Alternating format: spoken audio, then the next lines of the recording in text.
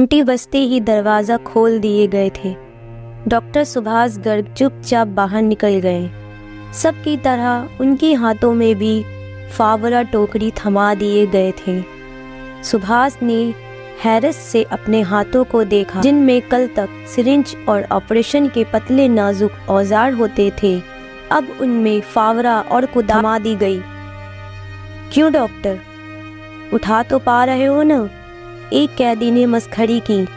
अब यहाँ कोई नर्स तो मिलेगी नहीं जो अपने नाजुक नाजुक हाथों से आपको कैंची छुरी थमाएगी। सभी कैदियों को एक बड़ी चट्टान पर पहुंचा दिया गया और कहा गया कि यहाँ की चट्टानों को तोड़ना शुरू करो। यह सुनकर सुभाष के पूरे शरीर में सिरहन सी दौड़ गई थी। यह क्या हो गया मुझसे? कुछ भी बुरा करते समय आखिर ऐसे अंजाम के बारे में हम क्यों नहीं सोच पाते हैं? सुभाष मन ही मन अपने उस अतीत के लिए तड़प उठे जिसकी वजह से आज वे जेल की सजा काट रहे हैं और अब कुछ हो भी नहीं सकता था। इतनी भारी कुदाल उठाकर पत्थर तोड़ना आसान नहीं था। डॉक्टर सुभाष गर्ग बहुत जल्दी थक गए।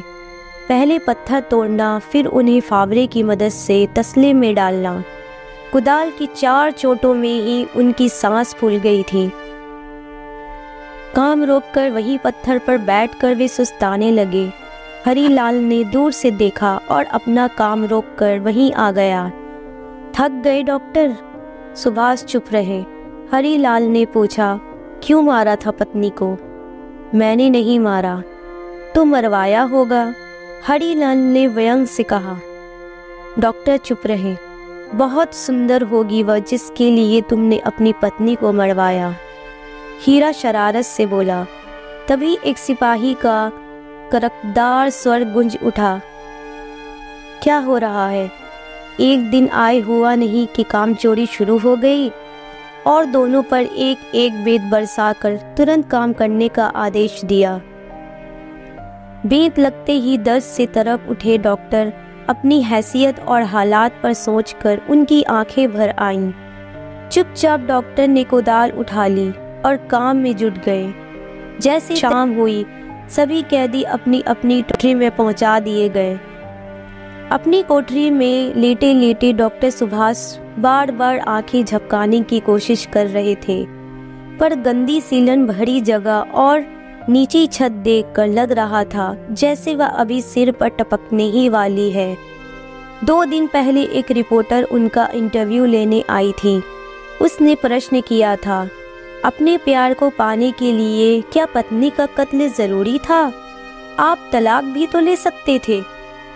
डॉक्टर की यादों के मलबे में जाने कितनी कांच और पत्थर दबे हुए थे। रात भर ख्यालों की हथेलियां उन पत्थरों और कांच के टुकड़ों को उनकी जज्बातों पर फेंकती रहती हैं।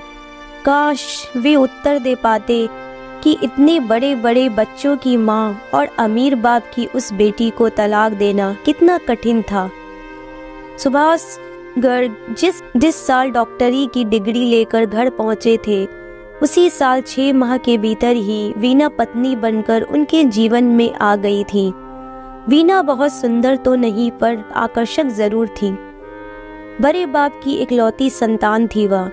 उसके पिता सुभाष के लिए नर्सिंग होम बनवाने का केवल वादा ही नहीं किया, बल्कि टीके की रस्म होते ही वह हकीकत में बनने भी लगा था। माता पिता बहुत गदर थे। सुभाष भी नए जीवन में के रोमांचक पलों को भरपूर सहेज रहे थे। जैसे जैसे डॉक्टर सुभाष अपने नर्सिंग होम में व्यस्त होने लगे और वीना अपने बच्चों में तो पति पत्नी के बीच की मधुरता धूमिल हो, वीना के तेवर बदले तो मुंह से कर्कश स्वर निकलने लगे। उसे हर पल याद रहने लगा कि वह एक अमीर पिता की संतान है और वारिस भी, इसलिए घर में उसकी पूछ गूछ बहुत अधिक होनी चाहिए। इसलिए उसकी शिकायतें भी बढ़ने लगीं। सुभाष जैसे जैसे पत्नी वीना से दूर हो रहे, वैसे वैसे वे नर्सिंग होम और अपने मरीजों के खोतेजों में खोते जा रहे थे। जीवन में तनिक भी मिठास नहीं बची थी। दवाओं की गंध में फूलों से प्यारे जीवन के क्षण खो गए थे।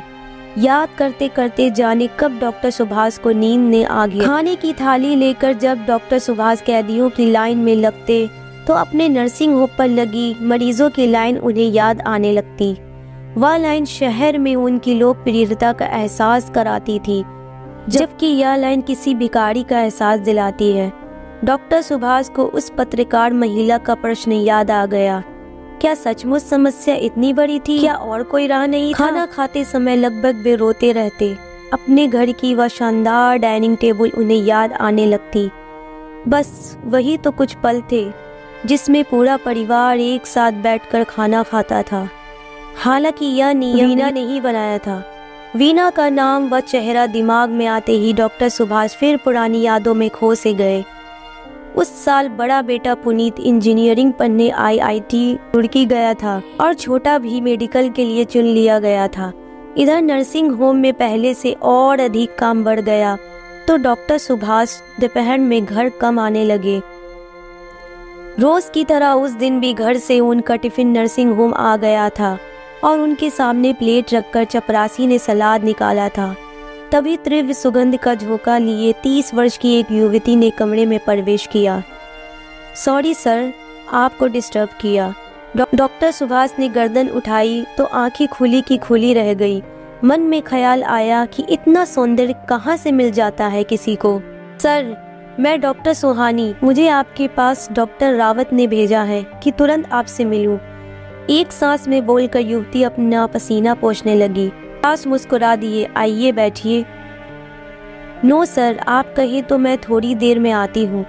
नर्वस क्यों हो रही हो डॉक्टर, आप बैठिए। सुभाष ने खड़े होकर सामने वाली कुर्सी की ओर संकेत किया।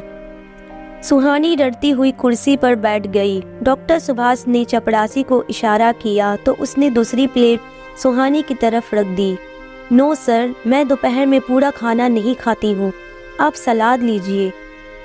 उनकी इतनी अनुरोध की मर्यादा रखते हुए सुहानी ने थोड़ा सा सलाद अपनी प्लेट में रख लिया। डॉक्टर सुभाष उसके सौंदर्य को देखते हुए मुस्कुरा कर बोले, आज मेरी समझ में आया कि कैसे लड़कियां केवल सलाद खाकर सुंदरता बनाए रखती है। सुहानी ने संकोच से देखा और बोली, ओके डॉक्टर। डॉक्टर सुभाष ने कांटे में पनीर का एक टुकड़ा फंसाकर मुख में रख लिया और बोले, आप यहाँ मेरी सहायक के रूप में काम करेंगी। अभी थोड़ी देर में सुंदर आपको केबिन दिखा देगा। उस दिन के बाद डॉक्टर सुभाष का हर दिन सुहाना होता गया। सुहानी केवल सौंदर्य की ही नहीं, मन की भी सुंदरी थी। उसके मीठे बोल डॉक्टर सुभाष में स्फूर्ति भर देते। यह काम की नजदीकियां कब प्यार में बदल गई, दोनों को पता ही नहीं चला। तब घर का पूरा उत्तरदायित्व वे अच्छी तरह पूरा कर रहे थे, पर पहले की तरह अब घर पर दुखी भी होते तो सुहानी की यादें उनकी आंखों में घुली मिली रहती। उन दिनों वीना कुछ अधिक ही चिड़चिड़ी होती जा रही थी। शायद इसकी वजह यह थी कि बच्चों के जाने के बाद सुभाष भी उससे दूर हो गए थे और बढ़ती दूरी के चलते उसको अपने पति सुभाष पर शक हो गया था। एक रात वीना ने पूछ ही लिया, आजकल कुछ ज्यादा ही महकने लगे हो, क्या बात है? डॉक्टर सुभाष चौंक पड़े। यह क्या बेसिर पैर की बातें कर रही हो? अब उम्र महकने की तो रही नहीं, मेरी तकदीर में तो आयोडीन और बस आदमियों की उम्र महकने के लिए हमेशा 16 की होती है। देखो वीना, रात दिन दवाओं की खुशबू सूंघते सूंघते जी खराब होने लगता है, तो कभी कभार सेंट छिड़क लेता हूँ। बहुत संभव है कि कभी ज्यादा सेंट छिड़क लिया होगा। सुभाष ने सफाई दी। लेकिन धीरे धीरे वीना की शिकायतों और डॉक्टर सुभाष की सफाइयों का सिलसिला बढ़ गया। नर्सिंग होम में वीना के बहुत सारे अपने आदमी भी थे जो तरह तरह की रिपोर्ट देते रहते थे। तुम्हारे इतने बड़े बड़े बच्चे हो गए हैं, कल को उनकी शादी होगी, बुढ़ापे में इश्क फरमाते, कुछ तो शर्म करो। वीना क्रोध में उन्हें सुनाती। सुभाष ने उन दिनों चुप रहने की ठान ली थी, इसलिए वीना का पारा अधिक गर्म होता जा रहा था। रोज रोज की चिक चिक से तंग आकर आखिर एक दिन सुभाष के मुख से निकल ही गया कि हाँ, मैं सुहानी से प्यार करता हूँ और उससे शादी भी करना चाहता हूँ। डॉक्टर सुभाष को जेल की यातना सहित महीनों बीत चुके थे, लेकिन घर से मिलने कोई नहीं आया था। वे बच्चे भी नहीं जो उनके ही अंश हैं और जिनको उन्होंने अपना नाम दिया है। ऐसा नहीं कि बच्चे उन्हें प्यार नहीं करते थे, पर माँ तो माँ ही होती है। माँ की हत्या ने उन्हें बच्चों की नज़रों में एक अपराधी, माँ का हत्यारा साबित कर दिया था। पर क्या इस हादसे के लिए वे अकेले ही उत्तरदायी हैं? बच्चे क्या जाने कि वीना सुहानी को लेकर कितनी हिंसक हो उठी थी। एक दिन गुस्से में उसने कहा भी था, आप अगर सोचते हो कि मैं आपसे तलाक ले लूँगी और आप मज़े में उससे शादी कर लेंगे, तो मैं आपको याद दिला दूँ कि मैं उस बाप की बेटी हूँ जो अपनी ज़िद के लिए कुछ भी कर सकती है। मेरे एक इशारे पर आपकी वह प्रेमिका कहाँ गायब हो जाएगी पता भी नहीं चलेगा। वीना की धमकियां जैसे जैसे बढ़ रही थीं, वैसे वैसे सुभाष की घबराहट भी बढ़ रही थी। वे अच्छी तरह जानते थे कि इस आयु में बड़े बड़े बच्चों के सामने पत्नी को तलाक देना या दूसरा विवाह करना उनके लिए सरल ना होगा। पर सुहानी को वीना सताए या भी उन्हें स्वीकार नहीं था। इसलिए ही उन्होंने सुहानी से कहा था कि वह इतनी जल्दी हो सके यहाँ से लंबे समय के लिए कहीं दूर चली जाए। अगले दिन सुहानी को नर्सिंग होम में ना देखकर वीना बोली थी, उसे भगा दिया ना, क्या मैं उसे खोज नहीं सकती? पाताल से भी खोजकर उसे अपनी राह से हटाऊंगी। तुम समझते क्या हो अपने आप को? इतनी नफरत किस काम की? गुस्से से डॉक्टर सुभाष ने कहा था। क्या इस उम्र में मैं दूसरी शादी कर सकता हूँ? प्यार तो कर रहे हो इस उम्र में। नहीं, किसी ने गलत खबर दी है। किसी ने गलत खबर नहीं दी, वीना फुफकारती हुई बोली। मैंने स्वयं आपका पीछा करके अपनी आंखों से आप दोनों को एक दूसरे की बाहों में सिमटते देखा है। डॉक्टर सुभाष स्तब्ध थे। कितनी तेज है यह औरत, घबरा कर कहा। अपने बच्चों को भी तो हम किसी अच्छी बात पर प्यार कर लेते हैं। शर्म नहीं आती तुमको इतना झूठ बोलते हुए? वीना के अंदर का झंझावत पूरी तरह उफन रहा था। उस दिन पत्थर तोड़ते हुए हीरा ने कहा, डॉक्टर आप चाहते तो बच सकते थे। आपने बीवी की कार का पीछा क्यों किया? अच्छे भले नर्सिंग होम में बैठे रहते तो बच जाते।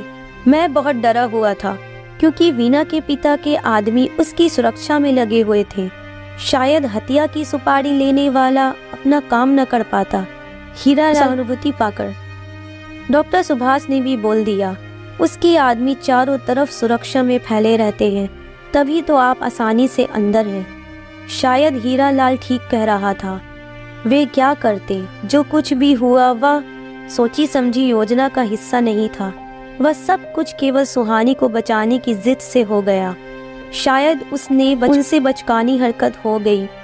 इतनी बड़ी बात को गंभीरता से नहीं लिया और नतीजे के बारे में भी नहीं सोचा था।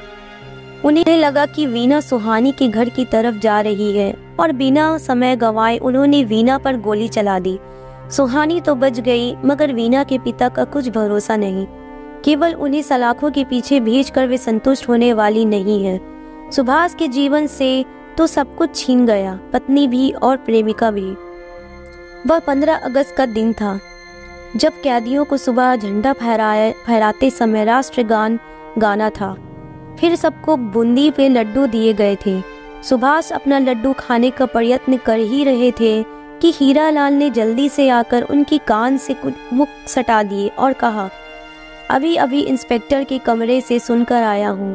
कह रहे थे कि डॉक्टर की प्रेमिका का पता चल गया है, बहुत जल्द उसे भी गिरफ्तार कर लिया जाएगा। क्या? उनके हाथ से लड्डू छिटक गया। हीरा लाल ने झट से लड्डू उठा लिया और बोला, डॉक्टर मुझे पता था कि अब तुम इस लड्डू को नहीं खाओगे। डॉक्टर हो ना, जमीन पर गिरा लड्डू कैसे खा सकते हो? उसने वह लड्डू भी खा लिया। सुभाष बहुत व्याकुल हो उठे थे। वे समझ गए थे कि यह सब वीना के पिता ने ही करवाया है। उसकी आंखों से आंसू बहने लगे। हीरा ने कहा, या क्या डॉक्टर साहब, आप इतने कमजोर दिल के हैं, फिर भला दूसरों के दिल का ऑपरेशन कैसे करते थे? डॉक्टर ने अपने आंसू पोंछे और कहा, हीरा सबको अपने अंत का पता होता है, फिर भी हम जैसों से इतनी भूल कैसे हो जाती है। आप शरीफ इंसान हैं, इसलिए सब कुछ शराफत के दायरे में करने की कोशिश की। काश आप भी शातिर खिलाड़ी होते तो आज पकड़ा कोई और जाता और आप अपनी सुहानी के साथ हनीमून बना रहे होते। सुभाष ने चौंक कर हरीलाल को देखा और बोले, क्या कह रहे हो? ठीक कह रहा हूँ डॉक्टर। आज मैं जिस कत्ल की सज़ा भोग रहा हूँ उस व्यक्ति को मैंने कभी देखा ही नहीं। उसका हत्यारा बहुत शातिर और धनवान है, मुझे उलझाकर खुद मज़े में घूम रहा है। डॉक्टर ठगी से खड़े रह गए। डॉक्टर, सच यह है कि इतने वर्षों में इस जेल के अंदर रहकर मैंने दांव पे सीख लिए हैं। एक बार यहाँ से भागने का अवसर मिला तो उस शातिर की हत्या करके सचमुच का हत्यारा बन जाऊंगा। डॉक्टर सुभाष अपनी सोच में डूबे हुए थे। धीरे धीरे बुदबुदाए, इससे तो अच्छा था फांसी हो जाती। इतना कहने के साथ ही उन्होंने कसकर अपनी छाती को दबाया और कढ़ा उठे। उनका हृदय दर्द से तड़प रहा था। डॉक्टर, हीरा चिल्ला उठा। डॉक्टर धीरे धीरे धरती पर गिरकर तड़पने लगे। हलचल मचते ही कई अधिकारी वहां आ गए थे। डॉक्टर को स्ट्रेचर पर लिटाया गया और सिपाही चल पड़े। हीरा भागकर वहां पहुंचा और झुककर डॉक्टर के कान में कहने की चेष्टा की कि वहां से भाग जाना, पर सुभाष बेसुध हो चुके थे।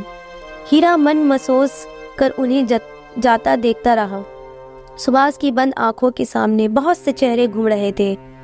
तुम पागल हो गए हो? उस बेटी समान लड़की के लिए वीणा के पुराने स्वर डॉक्टर को निम बेहोशी में सुनाई दे रहे थे। फिर सब कुछ डूबने लगा। आवाज, सांस और धुंधलाती सी पुरानी यादें। उस धुंधली छाया में बस एक छवि अटकी थी, सुहानी सुहानी। रोज रोज की चिक से तंग आकर आखिर एक दिन सुभाष के मुख से निकल ही गया कि हाँ, मैं सुहानी से प्यार करता हूँ और मैं उससे शादी भी करना चाहता हूँ।